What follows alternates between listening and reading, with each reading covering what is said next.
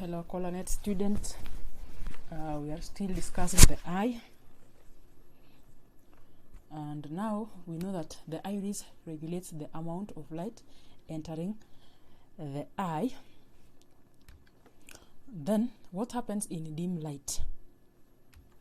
The radial muscles of the iris contract while the circular muscles relax. And this contraction and relaxation of the radial muscles pulls the iris outwards, and that makes the pupil to become big. And after the pupil becoming big, more light enters the eye that way. So you can see there is more light that has entered the eye, and the pupil is enlarged because of the contraction of the radial and relaxation of the circular muscles. That is in dim light. What happens in bright light?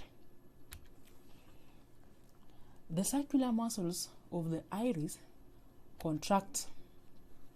You can see the circular muscles contract and radial muscles relax.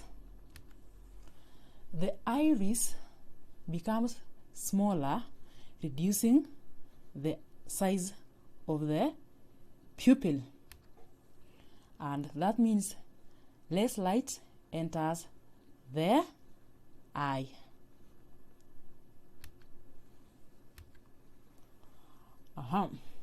Earlier we had discussed of how the eye accommodates a distant object.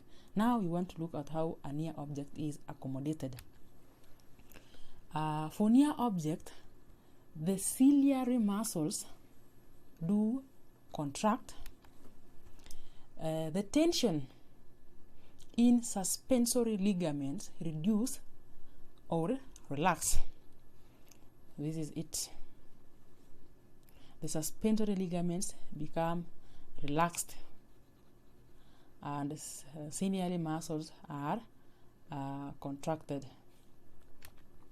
The lens bulge, or they swell, become round, and they thicken, and the curvature increases. Light rays from a close object are greatly refracted by the lens, focusing them on the retina, and the radial muscles are relaxed. The size of the pupil become large to allow in more light. So what happens if a person moves into a dark room and immediately the lights are switched on? So what will happen is that the circular muscles will contract, and the radial muscles are going to relax. Then the pupil becomes small to allow less light into the eye, because now that there is bright light after the light has been switched on. After looking at those accommodation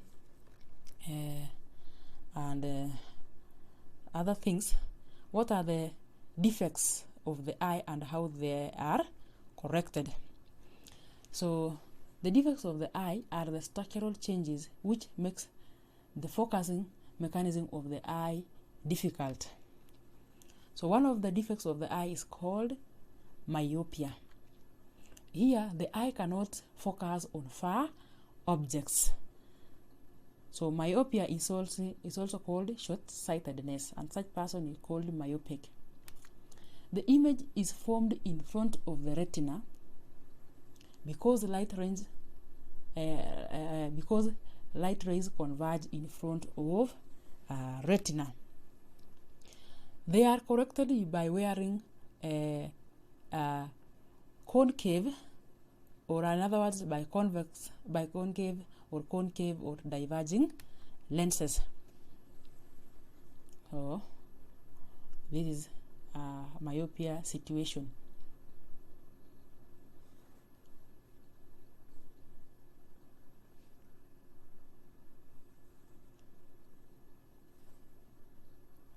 So you see this one is uncorrected. The image is formed in front of retina.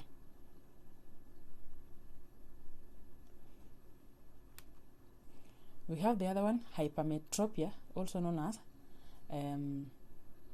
long-sightedness.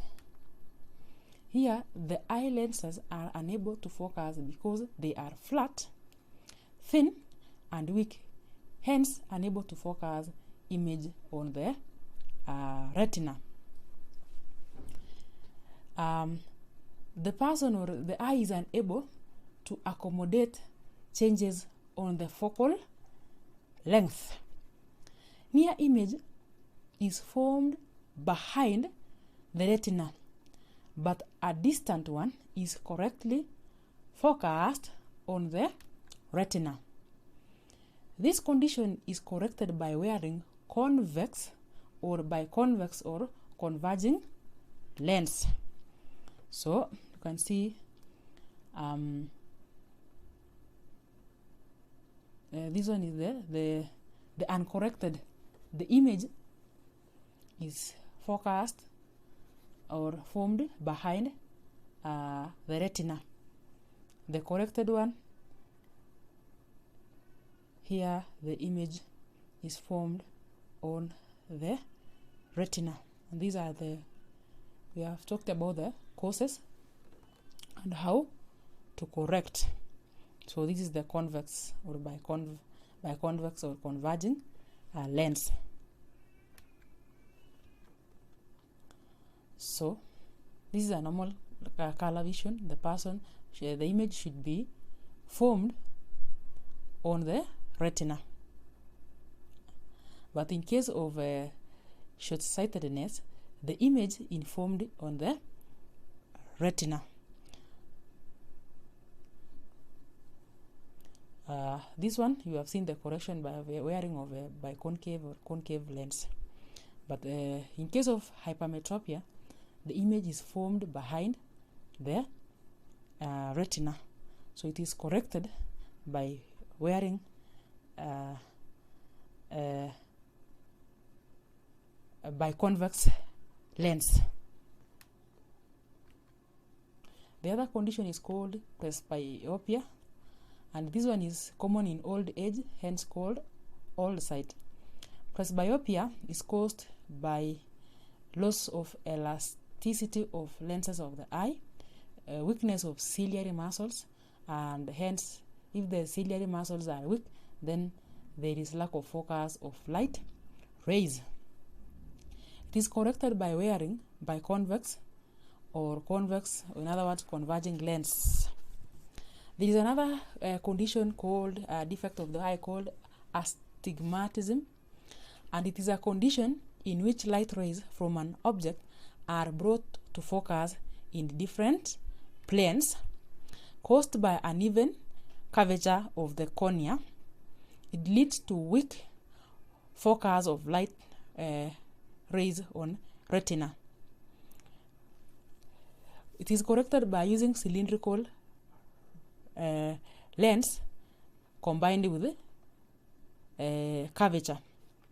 We also have another condition called squinting, and these ones, the eyeballs are uncoordinated or do not turn at the same time.